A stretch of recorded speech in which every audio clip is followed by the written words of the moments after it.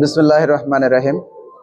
RAB ৯ এবং RAB ১০ এর যৌথ অভিযানে ঢাকার কামরাঙ্গীরচর এলাকা হতে র‍্যাব সদস্যের উপর আক্রমণকারী নবীনগরের কুখ্যাত সন্ত্রাসী শফিক ডাকাত গ্রেপ্তার।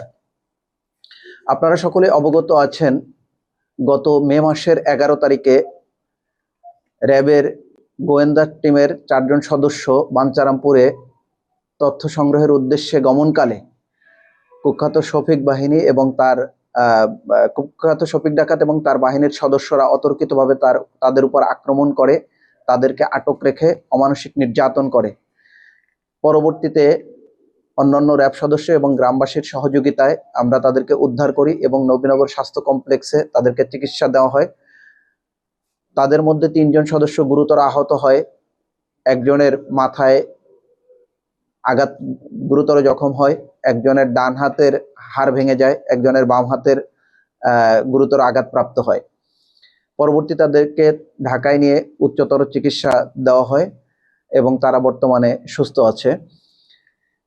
ঘটনার পরপরই আমরা একটা ম্যাসিভ অভিযান পরিকল্পনা করি এবং ওই দিন রাতভর অভিযান পরিচালনা করে আমরা একজন নারী সহ ৫ জনকে আটক করতে সক্ষম হই। পরবর্তীতে আবার আমরা অভিযান পরিচালনা করি, সেখানে আমরা ৪ জন সদস্য আটক করতে সক্ষম হই। কিন্তু প্রতিবারই চতুর শফিক সে কৌশলে পালিয়ে যায়। আমরা গত ২ মাস ধরে তার অবস্থান নজরদারি করছি এবং একটি বিকাশ অ্যাকাউন্টের সূত্র ধরে আমরা শফিকের অবস্থান শনাক্ত করতে পারি। এরই ধারাবাহিকতায় গত রাত আনুমানিক ১২টা ২০ মিনিটে রাজধানী ঢাকার কামরাঙ্গীরচর এলাকায় অভিযান পরিচালনা করে জনৈক রিয়াজউদ্দিন নামে এক ব্যক্তির বাসা থেকে তাকে গ্রেপ্তার করা হয়। আপনারা সকলেই অবগত আছেন, কুখ্যাত শফিক ডাকাত ইতিপূর্বে পুলিশ সদস্যের উপর ২ বার আক্রমণ করেছিল, ২০২৩ সালে একবার, ২০২৪ সালে একবার। তখন একজন নবীনগর থানার এক এসআই এর মাথায় কোপ দিয়ে গুরুতর আঘাত করে। আমরা প্রাথমিক জিজ্ঞাসাবাদে জানতে পারি, ঘটনার দিন নবীনগরের শফিক ডাকাতের প্রতিপক্ষ আজম গ্রুপের মুকুল মাস্টারের বাড়িতে তারা হামলা এবং ভাঙচুর চালিয়ে তারা কাদির মিয়ার বাড়িতে অবস্থান করে। তখন তারা জানতে পারে যে র‍্যাব সদস্য আসতেছে শফিককে ধরার জন্য।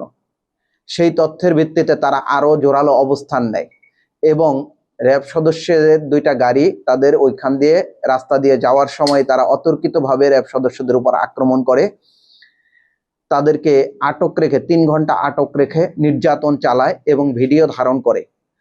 পরবর্তী সময়ে র‍্যাবের মনোবল ধ্বংস করার জন্য এবং নিজেদের শ্রেষ্ঠত্ব জাহির করার জন্য, তাদের ত্রাসের রাজত্ব কায়েম করার জন্য তারা র‍্যাবকে অপদস্থ করার এই ভিডিও সামাজিক যোগাযোগ মাধ্যমে ছড়িয়ে দেয়।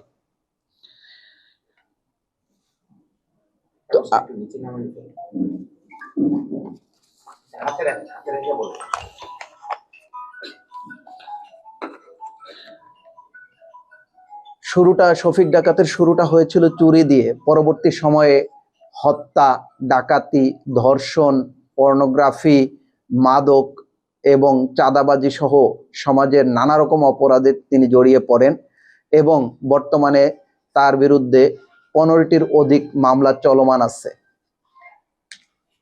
আমরা শফিক ডাকাতকে গ্রেপ্তার করেছি, শফিক ডাকাতের সহযোগীদেরকেও গ্রেপ্তার করেছি। এই মামলার আমরা ৯ জন আসামি, শফিক সহ ১০ জন আসামিকে গ্রেপ্তার করতে সক্ষম হয়েছি। আরো ৩ জন আসামি এখনো পলাতক আছে, আমরা শীঘ্রই তাকে গ্রেপ্তার করতে সক্ষম হব। র‍্যাব সদস্য হোক বা এলাকায় যে কোনো মানুষের উপরে তারা যে দীর্ঘদিন অত্যাচার, জুলুম, নির্যাতন করেছে, আশা করি তার অবসান হয়েছে এবং ভবিষ্যতেও এই ধারা অব্যাহত থাকবে এবং একটি সুন্দর নবীনগর, সুন্দর ব্রাহ্মণবাড়িয়া উপহার দেওয়ার জন্য আমরা নিরলসভাবে র‍্যাব সদস্যরা কাজ করে যাচ্ছি এবং এই ধারা অব্যাহত থাকবে।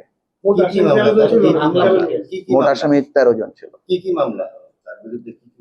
তার বিরুদ্ধে হত্যা, ডাকাতি, ধর্ষণ, মাদক, পর্নোগ্রাফি, এই মামলাগুলোই। এরকম কয়টা মামলা আছে সেই সংখ্যাটা? টোটাল 15টার উপরে। এটা যদি এক বাক্যে বলতেন তাহলে আমাদের লাভ। তার বিরুদ্ধে 2টি হত্যা মামলা, ডাকাতি মামলা, মাদক মামলা, একাধিক মাদক মামলা, ধর্ষণ এবং ধর্ষণ করে তার ভিডিও ধারণ করে ব্ল্যাকমেইল করা বা চাঁদা দাবি করা, এই টাইপের মামলাও আছে।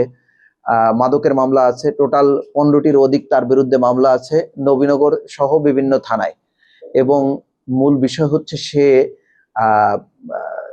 2018 সালের ইলেকশনের দিন জনৈক মাসুদ নামে এক লোককে দিনে দুপুরে জনসম্মুখে তাকে কুপিয়ে হত্যা করে।